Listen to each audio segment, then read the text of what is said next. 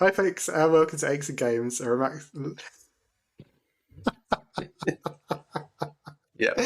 Oh, Lovely. we should keep that in. That was early. Very We should nice. keep that in. Okay, Mm. take two. Take two. Yeah. And, Take two into the shower. hi, folks, and welcome to Eggs and Games, a relaxed monthly check-in between two slightly older British friends talking life, gaming, and basically whatever other nonsense comes to mind. We got a fun show for you this month, including our highlights from the summer showcase season and thoughts on our first game of the month, which you'll remember, hopefully, is Animal Will. And we'll be introducing July's game. But let's start with some quick intros. First up, don't forget that between these monthly episodes, you can find us at Eggs and Games. That's ACHESANDGAMES on X, Threads, most social platforms. We've got a YouTube page as well if you want to come and check out our short form videos, or on our Facebook page by searching Eggs and Games, which is where most of the interaction is happening, and thank you for that. Or you can email us at eggsandgamespod@gmail.com. I'm Giles Nicholson. Giles went west on most things, including socials, Xbox, and PS5. And joining me as always is my good friend James Hopes. Hi James, how's it going? Good evening, Giles. It's going okay, actually. It wasn't going so well an hour ago when England were losing, but then they came back to snatch it in extra time. Indeed. So that was nice. So the heart rate just dropped. I've changed out my England shirt so as not to offend any other UK nationals, and now we're ready for action. So yeah, I'm James, as Giles mentioned. I'm on all socials as you have to laugh with the number 2, as you must know by now after 8 months of doing this. No, it never goes there, so it doesn't really matter too much anyway. I also run a Facebook page, as we know, and a bit of Instagram, and a new website, which we'll talk a bit about later as well, which is terribly exciting. We'll give you the details for that one a bit later. On PlayStation Network, I'm Jamesy Boy 1978, and on Xbox, I'm Jamesy Boy 78 with 4 random numbers afterwards. So just look out for you. I was going to say look out for my picture on Xbox, but I don't have a picture, so look out for something and pick some random numbers and hope you get the right one. So that's me. Good evening. Excellent. Yes. No offense to any Slovakian listeners. I don't believe, according to our Spotify stats, that we have millions, but I'm sure there's someone out there. You guys, I think, probably played better than us for quite a chunk of the game. Comfortably. And as you will be able to deduce listening to this on Friday or after it drops, we are recording a little bit early, and we are coming in hot because we did just come straight from extra time. Coming in hot, love it. So there might be a few rough edges around the, well, I guess edges. Where else are rough edges but around the edges? But anyway, maybe I'll even be able to edit this out by Thursday. Who knows? James, how's your month been? What are you up to? How's it been, Giles? What month has it been? It's been June, hasn't it? So yeah, halfway through the year, crazy. So just a few days ago, it was halfway to Christmas, and therefore over just under halfway to my birthday, which is Christmas Eve. For anyone who wants to save up and start getting ready for getting me a nice present for Christmas, that'd be lovely. It's also Father's Day we had during June, so we did a few bits and pieces for that one, and I got a very nice, very helpful charging set from Joshua, which enables me to wirelessly charge up my phone, Galaxy Watch, and earbuds all on the same device right by my bed. So it's probably battering me with radiation and some waves of some description, but it's charging my devices, so that's nice. We also, I think I mentioned last month, didn't we? We were going to see Girls Aloud. Yeah, it turns out it was Birmingham, it wasn't Belgium after all, or the Bahamas. So we went correctly to Birmingham and had a lovely time. So it was the first time we've seen him in about 10 years, I think, since the 10 tour, whenever that was, 13 years ago maybe. And obviously we were down to 4 members because Sarah passed away back in 2019, just before lockdown. And it was really good, actually. It was a little bit emotional in parts. They put up some nice views of Sarah and imagery from the past videos. Not my Sarah, obviously Sarah Harding from Girls Aloud. Makes a lot more sense. But the performance was great. Everyone seemed to be singing better than they did years ago. So everyone seemed a bit more confident and a bit more relaxed. And there's a nice, happy environment in Birmingham. So me and Sarah had a lovely time on that one. I've lots more things to talk about, but we'll go to you, G. What have you been up to for some of your bits? That sounds great. I'm quite jealous because I saw them at Wembley. They were supporting Coldplay. It was the weirdest lineup. It was Coldplay gig, but it was White Lies, Girls Aloud, Jay-Z, and Coldplay, which was really, really good. They were amazing live, and when they announced a reunion tour, I was a bit slow to the ticket, so I didn't think about going necessarily. But then, as they've been touring, they've been playing a lot of their songs, and I'm glad you had a good time. Yeah. We had a really good time. We went to see Ed Byrne very locally. Went with Craig, actually. one of the people we've probably mentioned on previous podcasts, and a good friend of both of ours. And it was a good show. It was called Tragedy Plus Time. So it was about, I think that's a Mark Twain quote, about comedy. And it was sort of covering some quite dark material, but very funny, very touching, very brilliantly done. Big fan of his stuff. So it was good. Recommend that if he's still touring anywhere near you, if you're listening. Went to Poole with Hannah's mum and dad, which was very nice. Poole. Yeah, it was really good. It was really good. We stayed at the RNLI hotel, or their awesome. training venue, and they've got some hotel rooms. Really good. Recommend it if you're in the area. And money goes to a good cause. And also had Craig and Mags over for dinner, which was really nice. And hopefully one day, James, we'll get you and Sarah over tea, maybe in the not too distant future. Football not allowing. Oh yeah, we've literally arranged a date, haven't we? But it doesn't clash, does it? Did it clash? It does. I think it's lovely. But we'll work that one out offline. So yeah, really good. Anything you missed? Sorry, James. I loads, Giles. Loads. We're busy, very busy people. Very busy people. Obviously, the building work's been continuing. We're 2 and a bit months in now, so it's massively exciting. If I showed you out the window, which I won't, because then the whole setup will fall apart. But there's tiles on the roof outside now on a single-story rear extension, and the second story of the side extension is coming along nicely. So there's definitely the roofs around to raise. In other words. And internally it looks quite nice as well. They started boarding walls and all sorts of jazz, so very exciting. So I think we've got about another month and a half before the building work itself's done, and then moving on to fitting the kitchens and all that malarkey. That's been good fun. But also, just to get in touch with the building part of me, we've been doing some raised beds over the last 2 days. So I got really confused because the message popped on my screen and I was like, ugh. So yeah, me and Sarah have been building raised beds over the last couple of days to make our garden a bit nicer. Obviously, our garden's trashed from the builders' muddy boots and the awful weather we've been having. But yeah, got some raised borders now. Finish it off tomorrow, hopefully, and that's been quite nice. So those bits. We've also been embracing how old we are by the fact that Joshua will be going to secondary school in a year and a little bit. So we've had to start looking at secondary schools now. So we looked at a school that me and you, Biff, used to go to, Giles, many years ago. We wore suits and used to go to school on a Saturday, but not anymore.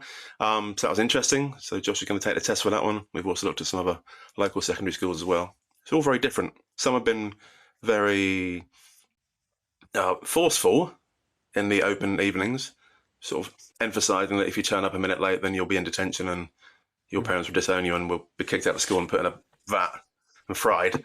And other schools have been really gushy. And one odd school last week, slightly further away, but still nearby, they had sample lessons for us to go to. So they set up 3 sample lessons, which you went to with the child and parents. So we made a clay pot together. In one lesson, we learned about fair trade chocolate in another lesson, which is quite interesting. And we drew around our hand in the third lesson to write down the things that we enjoy doing, the things we're good at, and the people that are most important to us. So it's quite a strange evening.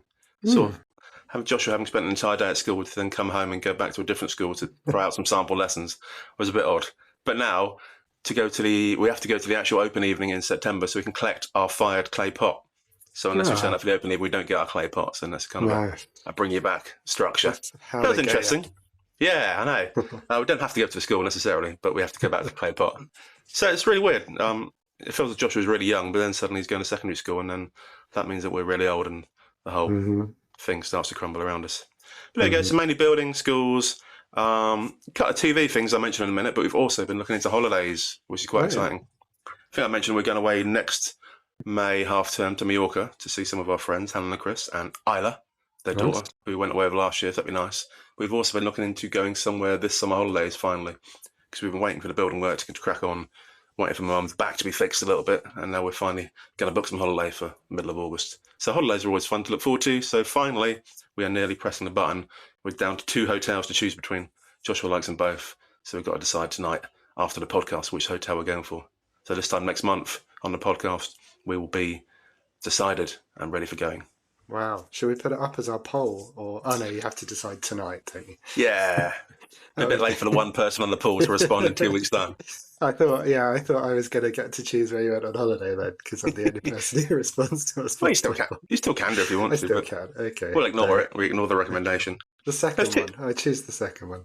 Yeah, good. Are you going to talk about TV in a minute? Because there's a couple of TV things I wanted to mention. Are you going to talk about that? You go Yeah, for it. Yeah, we can talk yeah, about TV. yeah. Let's talk about We TV. keep telling ourselves we'll finish early, but who knows? No, I listen to the gaming part anyway, so we've got to try and pad That's this true. part out. Yeah, that is true. Everyone turns off in a few minutes. The stats. No, we've got. Thank you, listeners. Just cutting in. Anyone who enjoys the gaming podcast, we will put little chapters in the chat. No, in the listing, so you can skip ahead. But we do have some people who listen all the way through. It's heartwarming as much as it's remarkable. Thank you.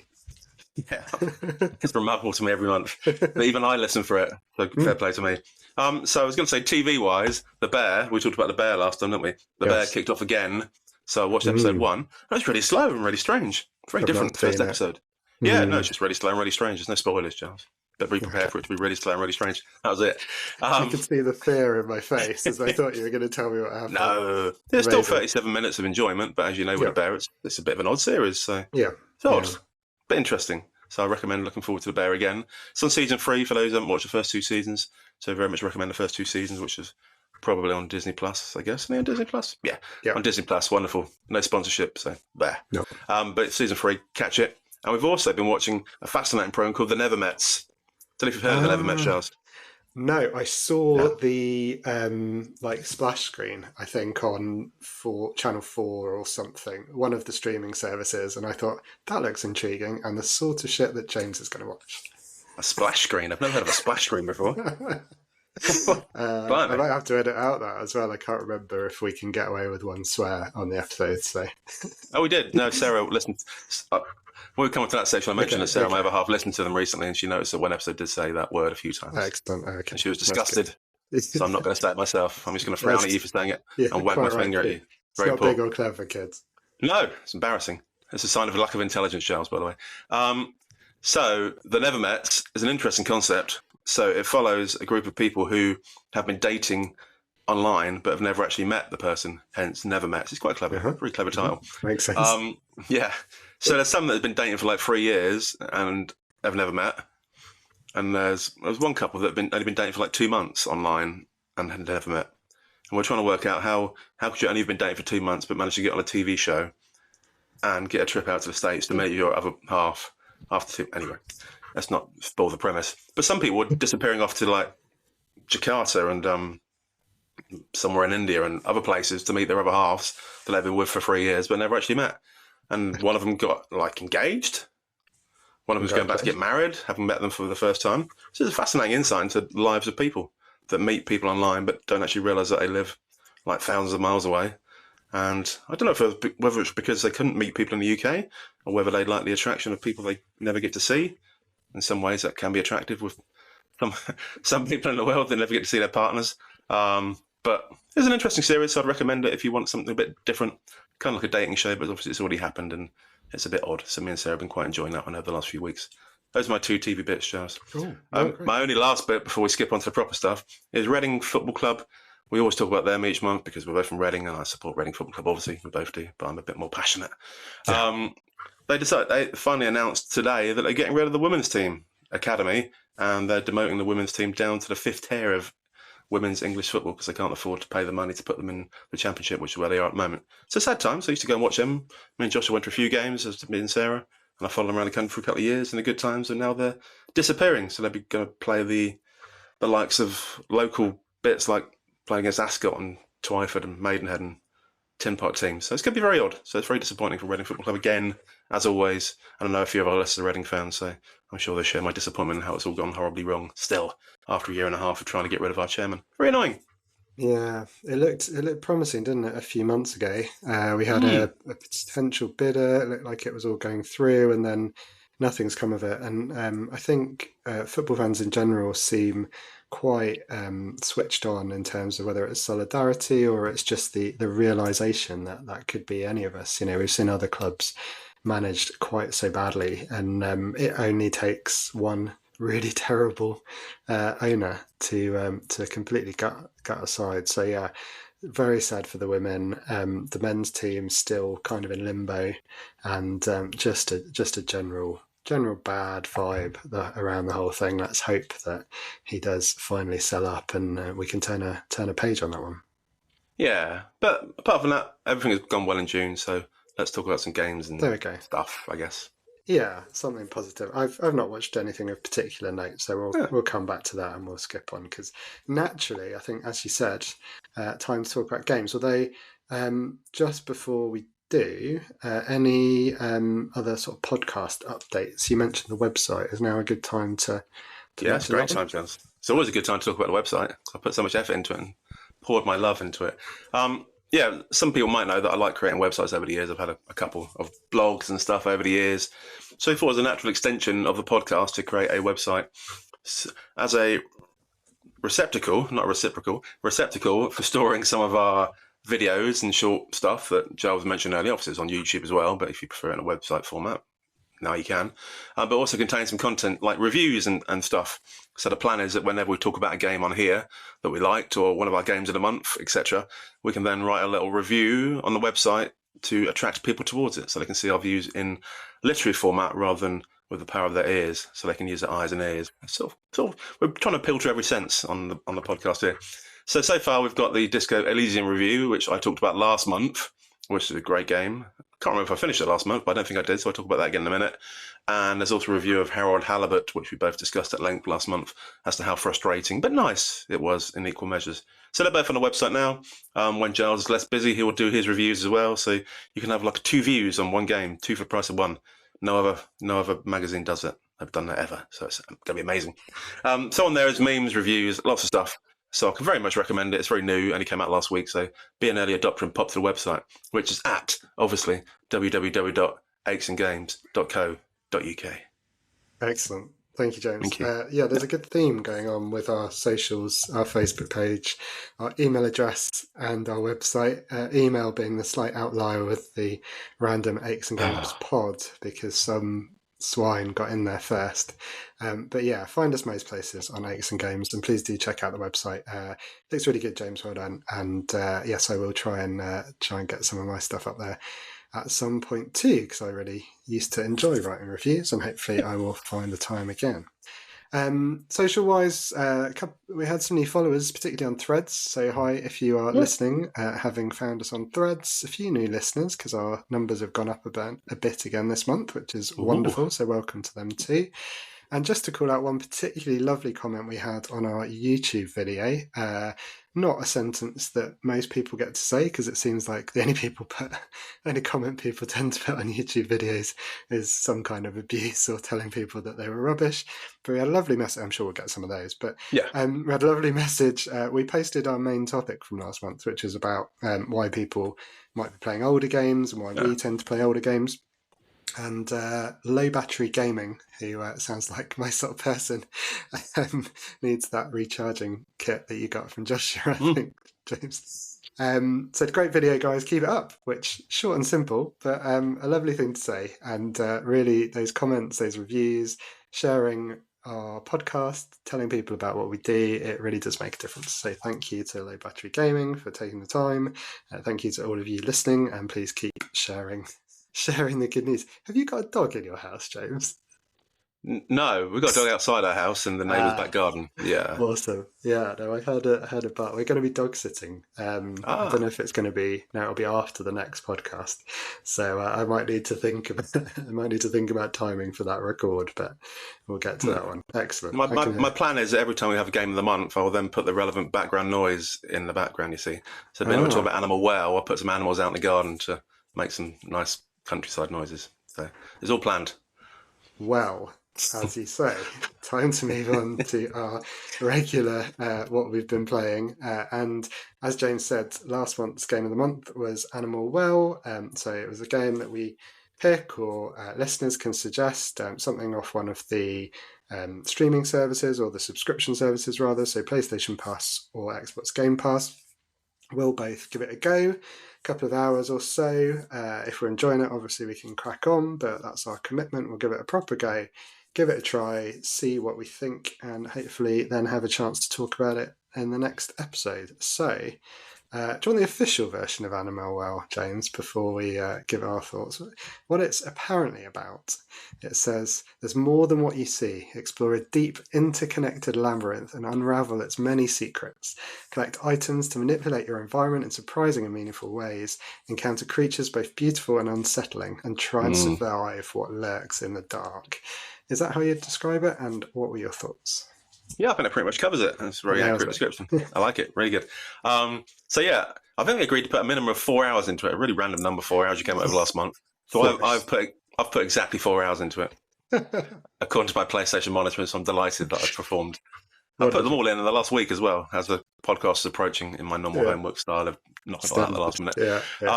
But I really liked it. I wasn't too sure at first because it is so retro looking. I mean, if I whipped my Spectrum out of the cupboard and plugged it in, then you wouldn't notice any discernible difference between that and the PlayStation 5, apart from the fact that Spectrum is worth a little bit less and was quite old. So the graphics are very much 8-bit. If you can even call them 8-bit, it might be 4-bit, might be 1-bit. Who knows? There's no bits at all, half-bit. So the graphics are really low-key. There's not many colours. You couldn't always make out what's happening in that lo-fi type way, which does kind of play into the excitement of the game, because there's lots of secret bits to find and walls to jump through that you can't really see they're there because the graphics are so bad, but obviously that's a design feature rather than just it being awful. And you start off with no sort of instructions, there's no guide, there's no like intro. You normally get some kind of guide person in the background telling you some stuff. Yeah. But this one, you just pop out of a flower, don't you? And you're like a blob, like a potato. Very, very reminiscent of Dizzy on the Spectrum back in the 80s. Oh, yeah, Dizzy egg.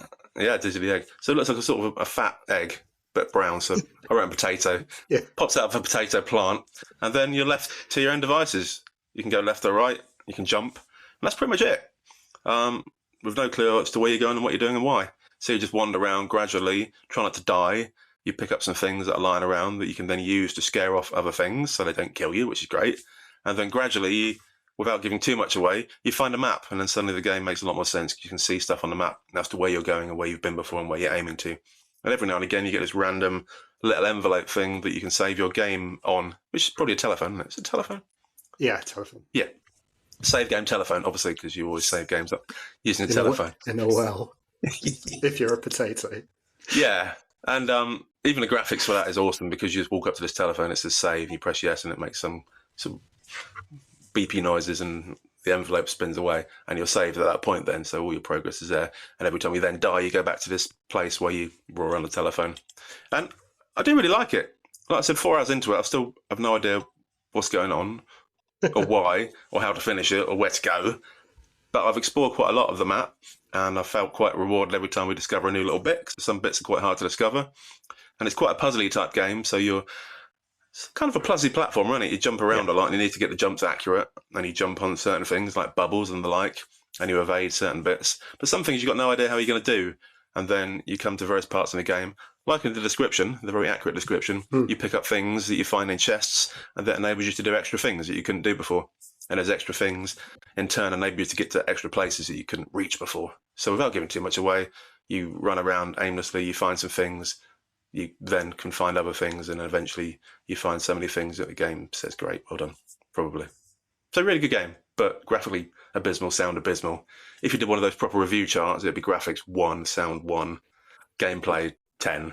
So really, really interesting. I really enjoyed it, and 4 hours in, I'll happily give it another good few hours to try and finish it. What about yourself, G? Similar views, I'm guessing? Yeah, quite similar, and I think that's the test, isn't it? With these games, we're going to. I'm sure there will be some where 4 or however many hours is probably enough, and we call it a day. But yeah, likewise, I am very keen to finish. I don't trust PlayStation's timing. PlayStation's sense of time is I think worse than mine, because I'm sure I'd been playing for about 3 hours when it was telling me 1. And then it jumped up. So I don't know what they're doing. But that aside, yeah, really enjoying it.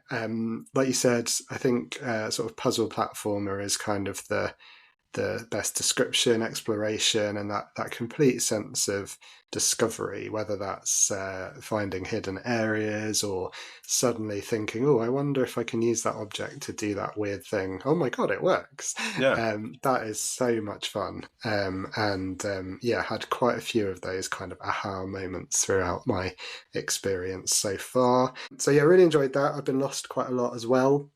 I'm at a point now in the game, I think I'm quite close to the end point, although I hear that there's lots more surprises still to discover without spoiling it for myself or anyone else. But now I've kind of really at the point where I sort of think I know the tools that I'm using, and so it is a remarkably different game, how you suddenly feel a lot more overpowered, a lot more powerful, a lot less helpless.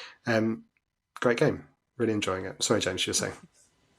No, I was just going to say, I've found three tools so far. I think there might be six. There's 6 boxes in your inventory. And all the 3 tools enable you to do lots more stuff than what you could do before, which is nice. One of them you find really quickly, like on the second or third screen. Yep. You get something to scare away some baddies. That's nice, a nice little touch.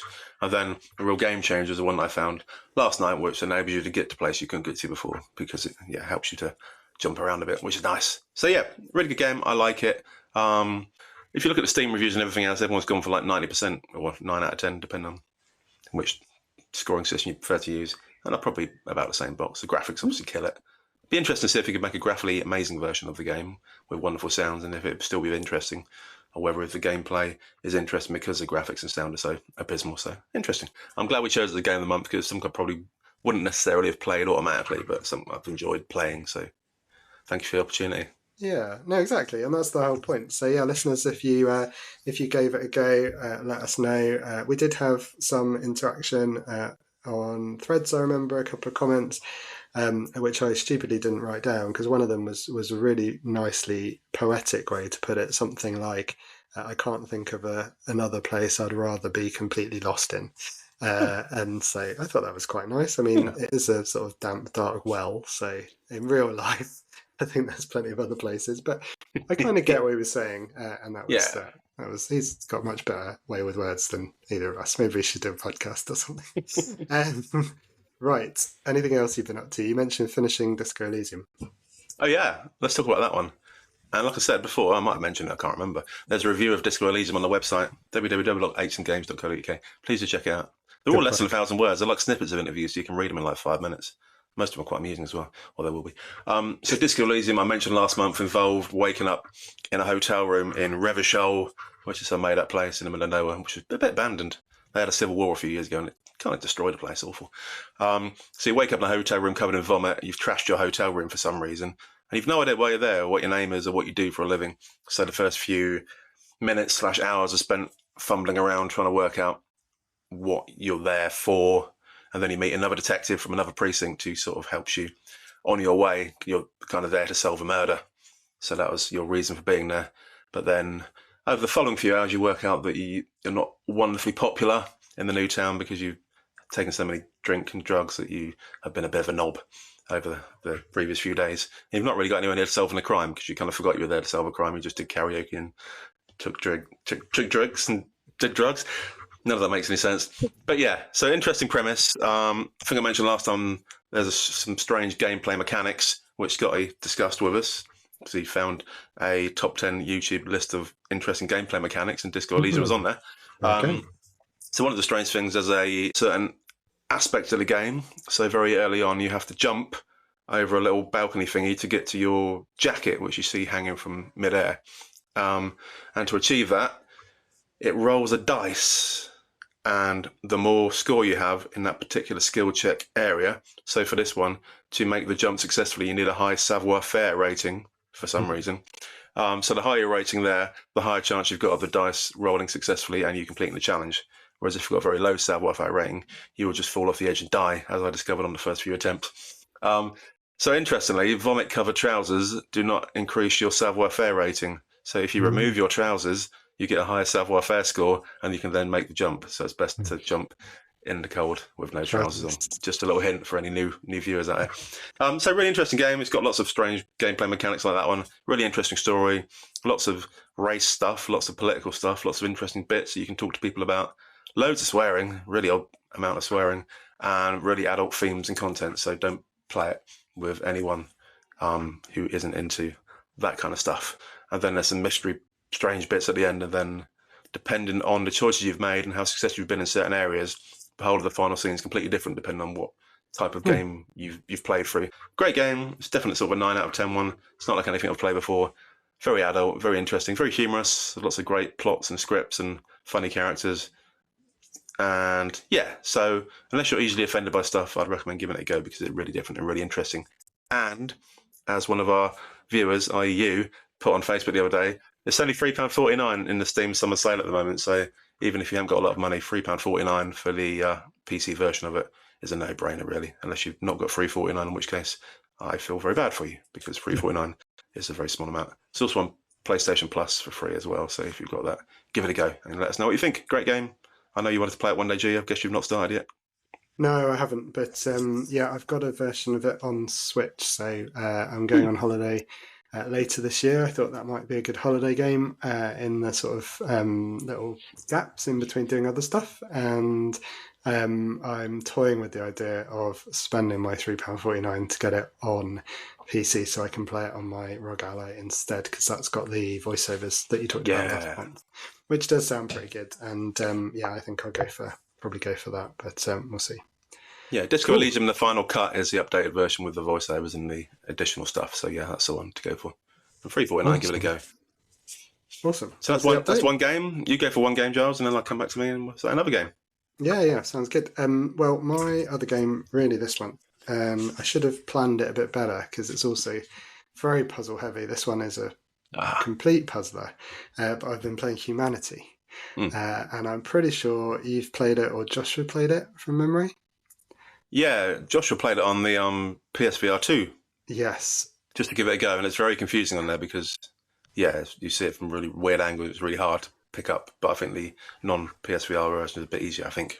Yeah, so again, really, really enjoying it. It's much more, whereas Animal Well is, tempting to just keep playing because there's no sort of obvious end points or sort of chapter ends. It's just continuous. Humanity is very much level based, so it's quite nice to just, if you've got a few minutes, get through one level, although now it's getting quite hard. They are taking me a lot longer. For anyone who remembers Lemmings back in the 90s, I guess, it has some common threads with Lemmings. You're kind of a dog, a spirit dog of some description, and you're trying to guide a steady stream of, humanity from where they come into the level to sort of an exit point, a bit like Lemmings. But it's quite different, a very different vibe. It's got a philosophical kind of background to it. There's a lot of talk about free will, and I think I just completed Fate, a section of the game talking about fate. That was quite interesting, and the whole presentation is very chilled. It's very kind of just very relaxing. It's quite a sort of almost a cold and clinical presentation, lots of whites and blues, and it's quite an abstract visual game, but really enjoying it. Puzzles, mostly environmental type stuff, so you're either moving, sort of directing the stream of people around using jumps or turns, or there are things like blocks and stuff that you can move within the environment as well, and it's just really good fun. Enjoyed the whole thing, and would love to give it a try in VR, although as you said, I suspect it's quite a different game, so maybe just stick to my 2 dimensions or 3 dimensions but on screen. Yeah, we really enjoyed using the PSVR controllers on it because we felt that added a bit of something to the game in terms of the gestures and stuff, but the actual wearing a headset was quite trippy because it does move quite fast and there's lots going on around you. So yeah, looked like a really good game, so I'll get back into that again one day, I'm sure. Cool. Anything else? Next one for me? Yeah, Bramble. We talked about Bramble, didn't we? I've posted stuff on social media about Bramble. Love that game. Great game. Been trying to play it for a long time. Took it on, what was it? Xbox, whatever it's called, Game Pass, isn't it? Yeah. And downloaded it onto the PC and played a tiny little bit of it a few months ago when it first came to Game Pass, probably. And then forgot to play it for a while because we were doing this podcast and kept playing different games to talk about. And I remembered liking it. It's quite atmospheric and like Norse fairy tales and that kind of stuff. So very interesting, very dark, literally dark in terms of the graphics, but also dark in terms of the themes. But then forgot to play it and then got back into it recently when I saw that it was leaving Game Pass in 3 days' time. And I was like, oh no. I'd only literally done half an hour of it at first, and I thought, well, I really need to crack on with this game. Fortunately, it only lasts about 5-6 hours, so it's quite a short one. I know you call them palate cleansers, so I mentioned that again. But it's a nice, short, sweet game. But it's not sweet at all because it's dark and miserable. So you're a small boy, you wake up in the night, and your small sister, who's a small girl, has climbed out the window, seemingly, and disappeared out into the woods to do a bit of an adventure. And you're like, oh, I better go and find her. So you nip out, and you start crawling around the forest, as a small boy with blonde hair does, and then you find various monsters and rats trying to chop you up, and you're in sort of like a butcher's full of body parts and stuff. Like, so you keep wandering around. Much better on a PC using a PlayStation 5 controller or an Xbox controller. I hated it at first using WASD. I've always hated using WASD. I've got the fingers in the right place for it. So it's much better using a controller and mapping the keys out, even though some bits didn't work quite as planned. And it's just really interesting. Like I said, really atmospheric. Some of the, what do you call them, level bosses are quite interesting, although a little bit samey after a while. So you go through sort of 3 rounds of doing the same thing to kill them each time, which is a bit tedious, but interesting. Characters are really interesting. Like I said, just interesting to, I said interesting 3 times now, blimey. Really interesting 4 times, looking into the books, because every now and again you see a book in a library and it gives you a bit about the story, so you can sort of track how you've come from where you were to where it is and how civilization has moved on in that way, in a sort of Norse fairy tale type way. And yeah, I just loved it. At the end of it, it's a really nice, sweet ending. Like I said, the baddies are good, the story's good, the graphics are really nice. It's quite quick moving, and just lovely. I know you played it before, Giles, and found it very similar. But yeah, it's probably one of my favourite games, and I played it and finished it in probably the shortest I've played a game in a long time, because I was really into it and really wanted to move on and get to the end. So really good. Devoured it like a hungry fox. Yes, exactly that. Exactly that. So yeah, certainly one of my favourite games, and I think you found it similar, didn't you, before? Yeah, I really enjoyed it. It wasn't that long ago I played it, but when you described it as lovely and then sort of wrinkled your face and you were like, yeah, it's lovely if you like, terror and children being put in terrible positions. But it's not. It's got that, like a fairy tale. It's got that somehow it more or less just about gets away without being really, really, well, it's certainly not offensive. It's just got that, it's terrifying, and but really enjoyed that one. So we've had a good run this month by the sounds of it. Yeah, and also with that game, you kind of go along in the scary parts and they're fun, and then you get to the really dark parts, and you're like, oh, that's really dark. You're sort of sitting there watching and going, that's really dark. And then you're sort of glad when that section finishes because it's really, really dark. Then the only other game I've played this month is an interesting one, completely different, called News Tower. Ooh. So it's very much a PC game. You have inherited a newspaper from your uncle, I think, that's failed abysmally, and you're bringing it back up to scratch from the ground up. And you buy printing devices, and you seek stories from around the globe, and you decide where the stories are going to go in the newspaper, and you appease mob bosses and mayors and stuff. So it's very much a simulation type game, running a newspaper company. So I played about 2 or 3 hours of that one evening, and really good fun. And again, the Steam reviews are great. They're like 90%, so must be doing something right.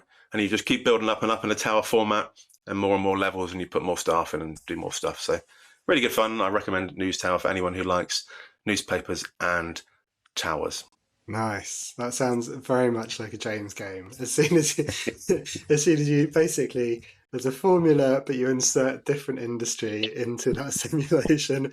DJ, newspapers, nightclub. The nightclub one sounded fun, but there's a reason why these things work, and they can be very addicting, can't they? I just want to be useful, Giles. I want to achieve something in life outside of the podcast and the brand new website. Obviously, yeah. What was the website address again? Oh, I can't remember. I have to look it up. It's got Ace and Games in it somewhere. www.aceandgames.co.uk, of course. My attempt to shameless plug. Well, I'm glad you brought in the mood. I was going to say my last choice was also a nice light one, but I'll leave it here because it wasn't very. We haven't played very much, but Hannah and I have started playing Lego Harry Potter. Yeah. So Very, Awesome. very much enjoying that, and we'll update another time. But yeah, it's taken us a while to find something, or to get back to it really, and find something that we both wanted to play after Unravel. And Lego Harry Potter has the benefit of being quite straightforward but very charming, Yes. and most importantly, although it's three-dimensional, it has a static camera, Yeah. which movable 3D cameras are currently Hannah's nemesis. So this is very good. We got quite far through, probably the first film, but it is the full collection, so we've got plenty to play. So we'll be updating a future time.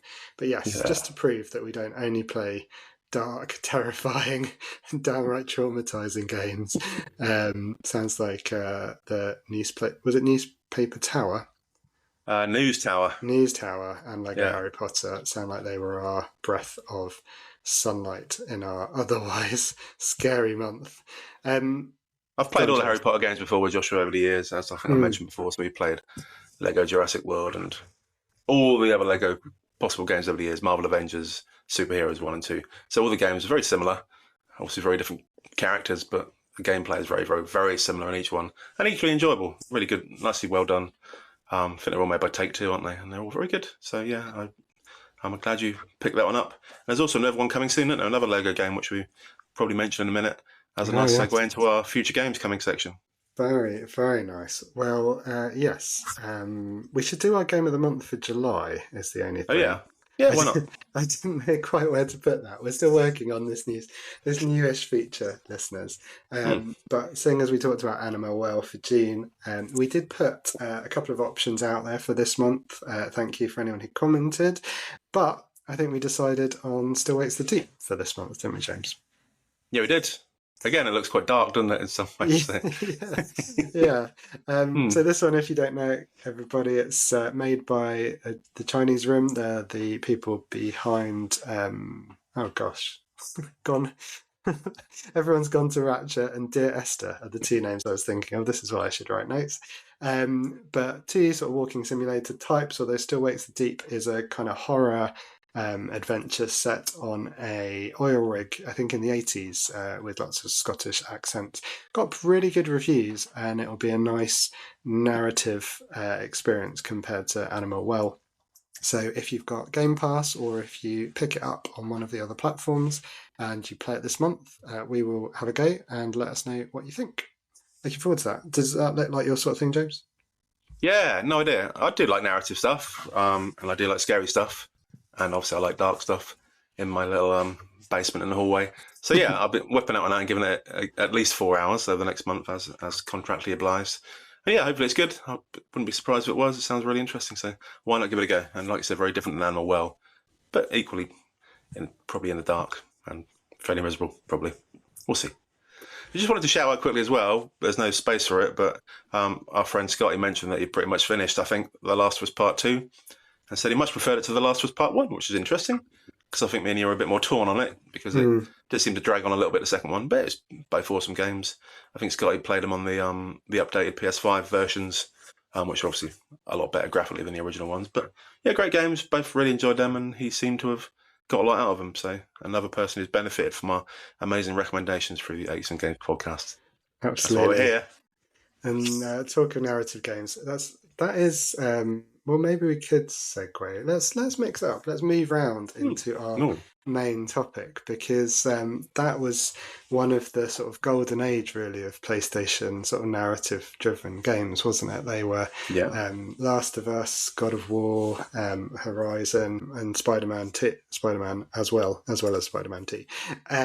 So that sort of was Sony's bread and butter, really, on the PlayStation 5. But coming out of summer showcase season, PlayStation don't really have anything like that lined up particularly, and we talked about their state of play last month, but they've sort of gone with, as you alluded to, there's a bit more sort of family friendly stuff coming from them.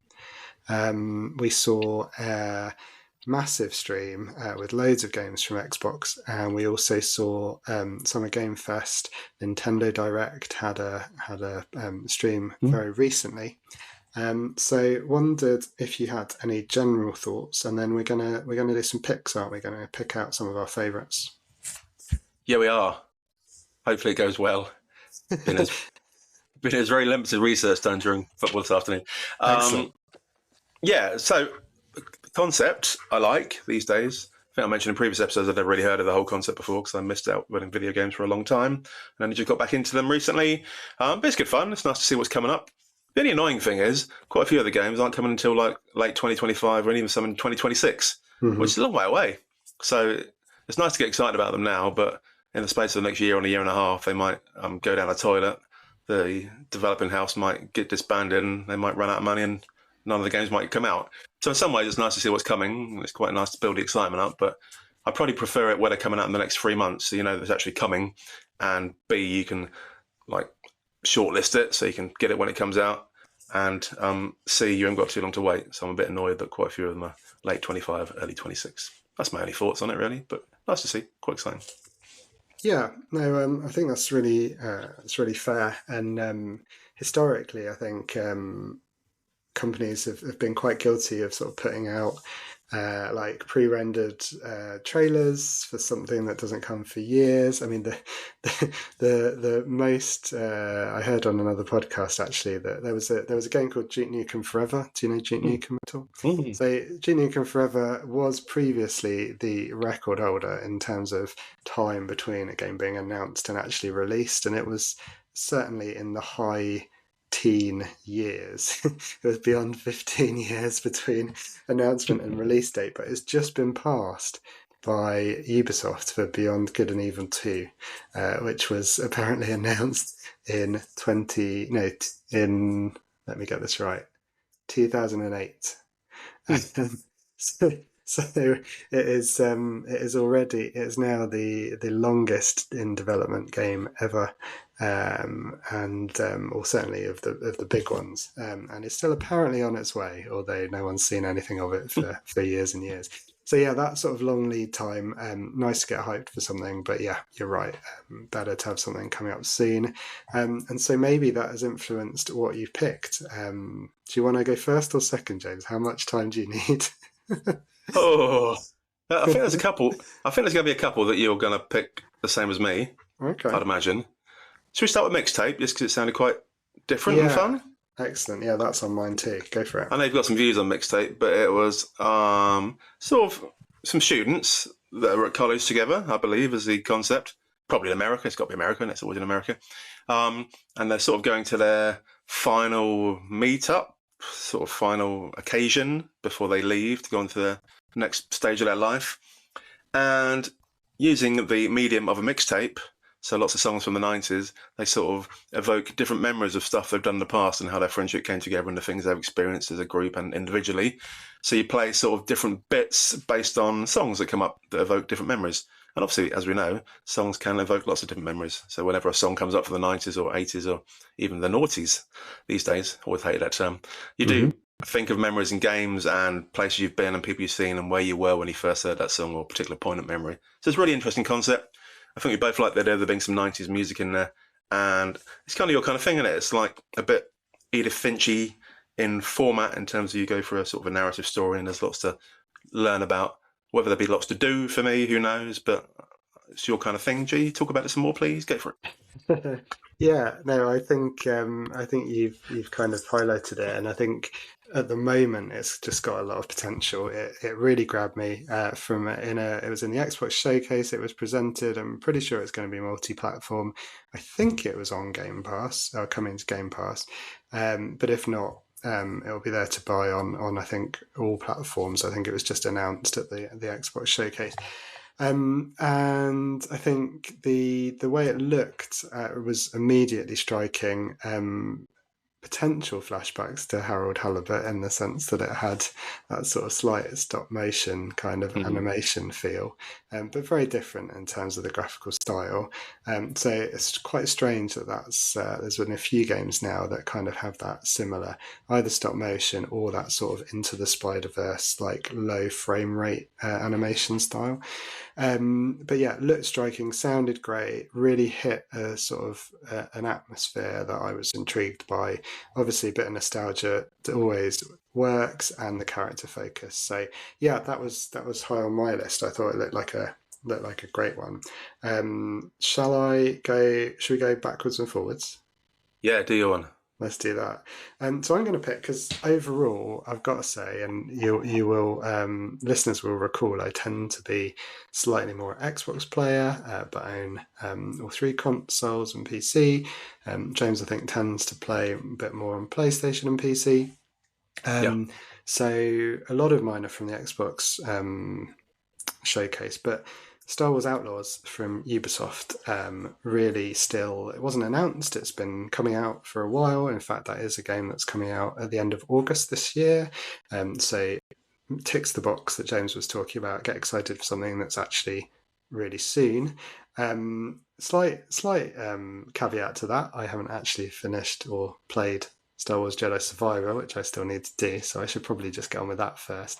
But Star Wars Outlaws looks really good. It looks like it's kind of taking the Ubisoft formula, which can be a bit monotonous and a little bit sort of copy and paste with Assassin's Creed and Far Cry's and those sorts of things. But it looks like to me anyway, it looks like a sort of well-paced, good length Star Wars adventure, and it's set outside of the Jedi's, so it's more of a sort of Han Solo type scoundrel, a little bit more kind of the rough edges of the galaxy far, far away. And the trailers for that, the video that they showed, the gameplay that they showed of that, had me really intrigued and might get me to drop a month of Ubisoft Plus subscription, because you don't have to buy that. You could just subscribe to Ubisoft Plus for the month. And there are a few other games that I quite fancy trying there too. So that was my first one. Lovely. There's a few from last month. We talked about last month, so I won't go into those details too much. But obviously, Astrobot we mentioned last month, didn't we? As Astrobot's an awesome platformer. Yeah. Still probably aimed at children or teens, but equally enjoyable for an adult. And so the first full-length Astrobot game is coming out soon. We mentioned before it used to be on the PlayStation VR, the original one. I was kind of groundbreaking on there and probably sold more units than virtually every other game on there, because it was really interesting the way they did it using a headset. Very different in terms of a platform, because you got to look left and right and up and down and did things so you could see in a sort of 360-degree format rather than just up and down. So that's coming out soon. It's meant to be really long, have lots of fun PlayStation themes from the past. Not in VR, this one, which is a bit of a shame, I suppose, because it could have used it to sell some PSVRs, but they've chosen not to. So it's probably a proper full-length PlayStation 5 game, using all the technology, all the fun parts of the joypad, which I always like. Giles hates it, but I love the feature of the joypad. I like things waving in my hand and doing bits and pieces. So that'll be interesting, and it's nice to see it's going to be a long game, because Joshua played the first one when it came out on PlayStation 5 and completed it in a few hours, because it was a very short game, but very interesting. But this is going to be in... Sorry. Listeners, I don't know, I've just got the giggles because you said I like things waving in my hand, and apologies because I've just completely broken James while he's trying to do his bit, so carry on if you can. It wasn't even intentional. No. I'm meant to control it. It does fun things in control, don't it, as you know. So yeah, looking forward to Astrobot. Josh was looking forward to it too, so we'll probably play that together, which is nice to get a bit of me and him game time together on a game that we can both enjoy. So Astrobot. Also from last month, we talked about Silent Hill 2, even though the graphics look a bit dodgy. Looks like one of those Tesla vehicles, doesn't it? Sort of very polygony rather than sleek and sophisticated. But the game itself should be fun. I've never played Silent Hill 2, the original one, so I'm looking forward to a remaster just so I can experience it. Because again, it's meant to be very atmospheric, fairly dark and deep, and probably miserable as well. My kind of game these days. I was going to say, somewhere there's a psychologist listening to this thinking, we need to check these guys are okay. Where did it all go wrong? So those two things are the only ones on PlayStation 5 that sort of jumped out, and I'm sort of here doing my bit to rep the PlayStation 5. But obviously, all the ones that Giles mentioned in a minute will probably come out on the PlayStation 5 at some stage anyway, due to Xbox's new goal of releasing everything on all the platforms. So what's your next one, G?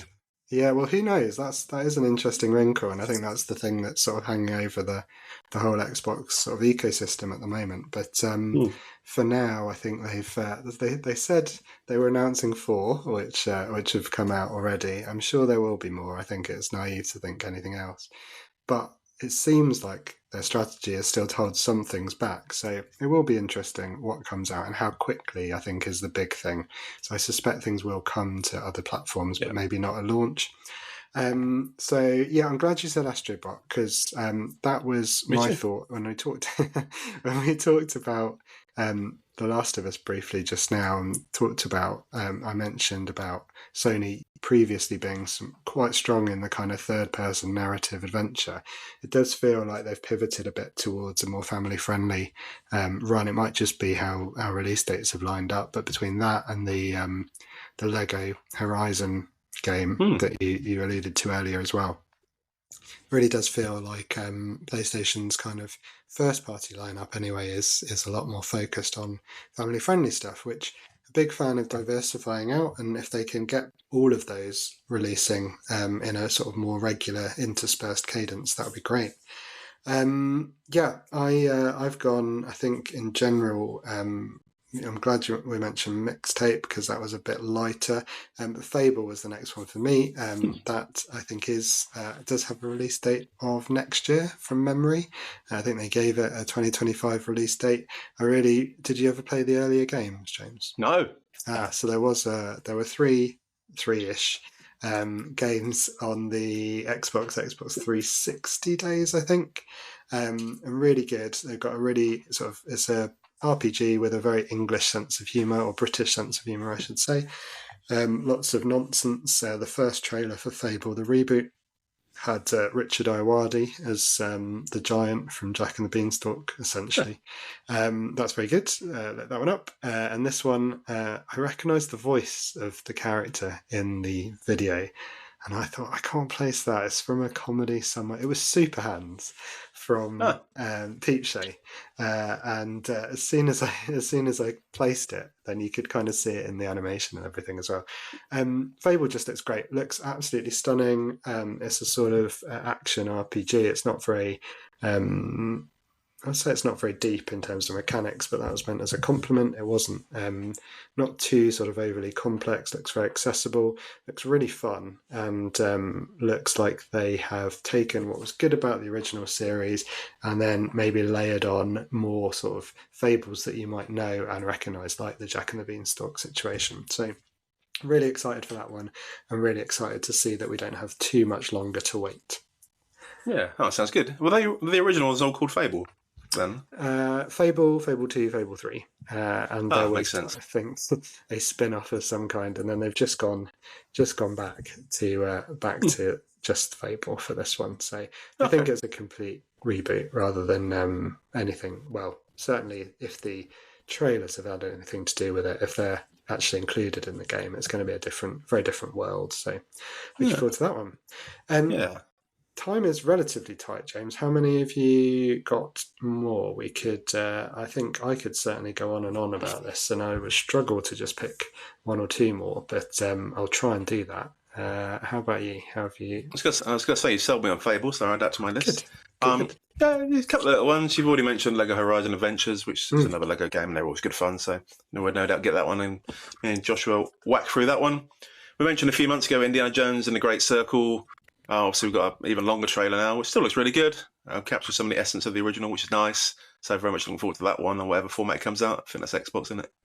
Knowing that, it'll be Xbox and PC. Yeah, Xbox and PC. So, yep. Yep, cool. So looking forward to that one. And then just to flag a Switch one, because we don't talk about Switch much, even though we have one. Obviously, Legend of Zelda Echoes of Wisdom is the first Zelda game ever where you can play as Zelda. Yep. So that'll be a bit different. We've got two of the previous Zelda games before, so it'd be nice to see this one and bit of a different format, so looking forward to that one. And then just very quickly on two, Age of Mythology Retold. My kind of game from the olden days. I used to spend a load of time playing Age of Empires and Age of Mythology, the original one. And it's an updated version on various platforms, so that looks really good. Obviously, the graphics are miles better in the last 12 years than they were back then. And that's a sort of a strategy, combat, discovery type game, so looking forward to that one. And finally, last but not least, is Atomfall. Atomfall. I like it because it looks very British. All the trailers show phone boxes and stuff to make sure you definitely know you're in England. And it's kind of a bit Fallout-y in some ways because there's sort of a nuclear disaster up north somewhere, which would be very unfortunate, obviously. And then you have to survive and stuff. So that's some way off. I think that's late 25 or early 26, miles away, that one. But it looks really interesting as a concept. So nearer the time, that'll probably be quite fun. And that's it for me. I'm going to wrap up the quick ones there. Awesome, thank you for that. And yeah, I think Atomfall is dated for 2025, so if it manages to stick to it, that's good news. All good choices, all things that I had on my list as well. And yeah, shout out to the Nintendo Direct in general, because as well as the as well as the as well as the Zelda game, there was a couple of other things I thought looked kind of fun. Metroid Prime 4, Mario Luigi Brothership, which I thought looked like it might be co-op, which makes it more interesting for me. Yeah. But I think the sort of press so far have said, "Oh, we're not confirming that. It's you can play it as one player, but it looks very much like it's a bit of a two-hander." So that looked really good. And just generally, Nintendo, looking to potentially bring out a new Switch maybe next year is the suggestion.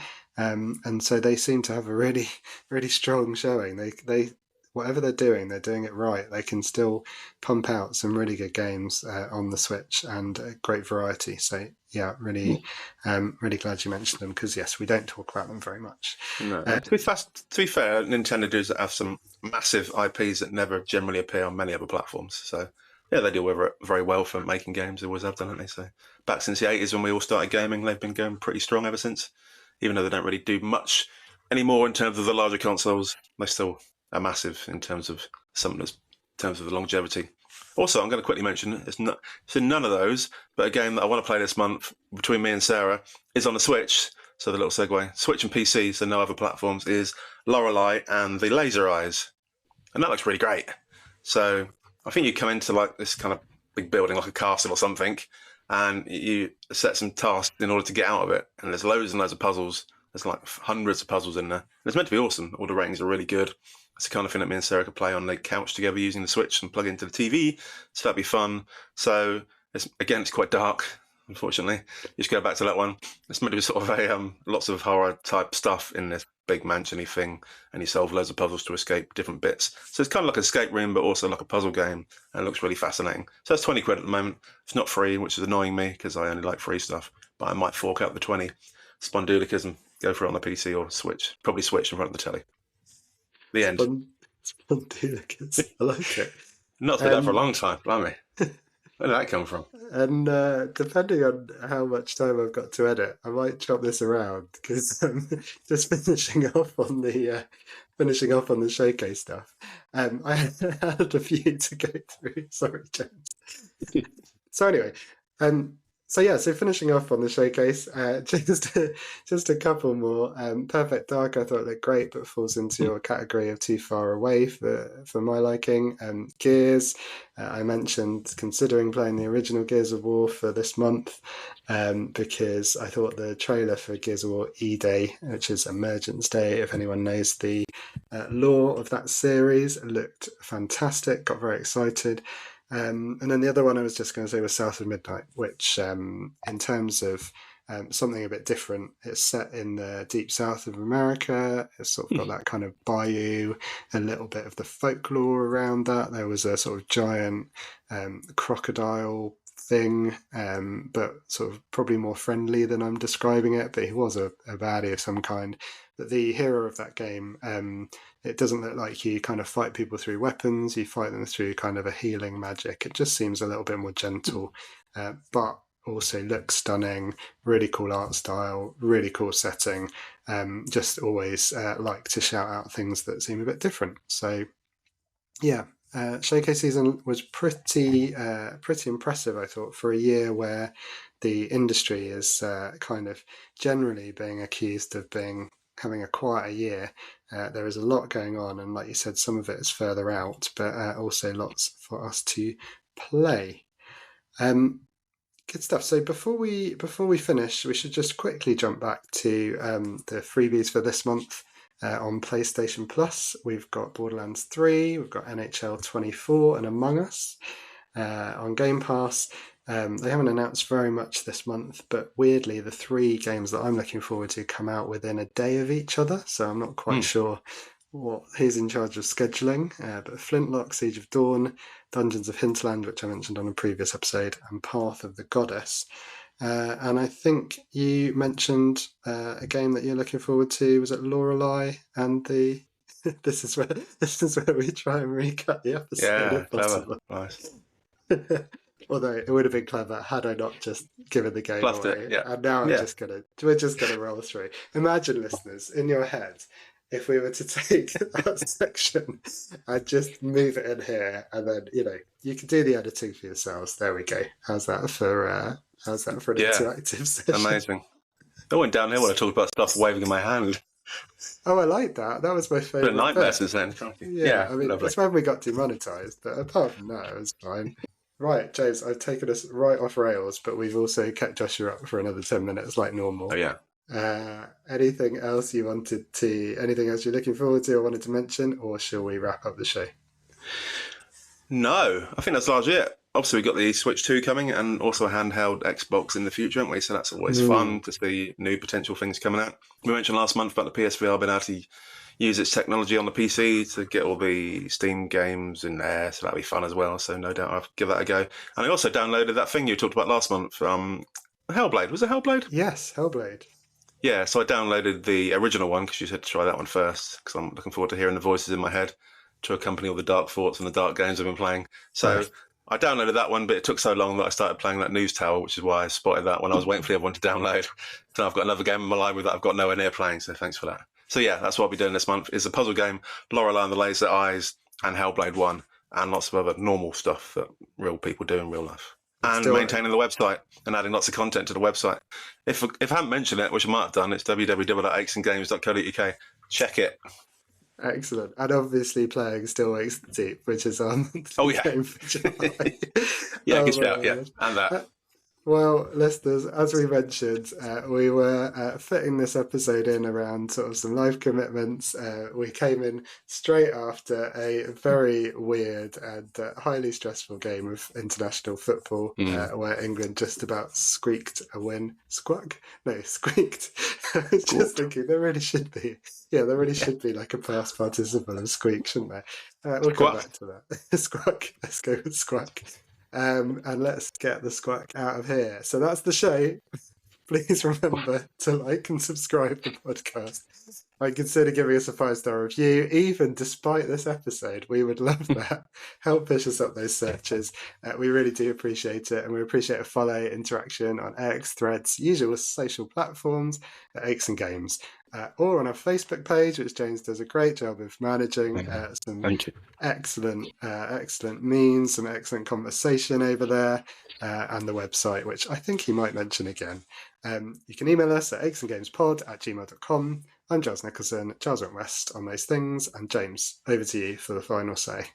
Yeah, Giles mentioned the Facebook page, and there's some amazing memes coming up. There's like 7 or 8 that are going to blow your gaming socks off over the next month. So do be prepared to buy some new socks after that one. Wow. Also, if you need any more recommendations to check out the podcast, my wife finally listened to it, Sarah, over the last few weeks, and she said, yes, it's not bad. So, so if you want some recommendations, that's great. She's binge listened to the first 3 episodes on her way to work and back, so she's quite keen on checking out the rest, and said they're all very good, and it's actually quite interesting. All good there. Like I said, check out the website because loads of good fun on there. Me and Giles will be putting lots of reviews and other fun stuff. And it also gives you a little links to all our social media in one place. So if you just go to www.akesandgames.co.uk, you can click on all the nice little icons at the bottom and check out all our social media presence across the social media verse. So that's awesome. That's it for me. I'm looking forward to playing lots more games this month, including the one that's our game of the month, which I've again forgotten the title of. It's something to do with deep. And I know it's very dark and it's on a rig somewhere in the ocean. So awesome. Let us know if you play that one and let us know what you think, like you all did about Animal Well. It was really good as well. So have a great time, everyone, and have a lovely month.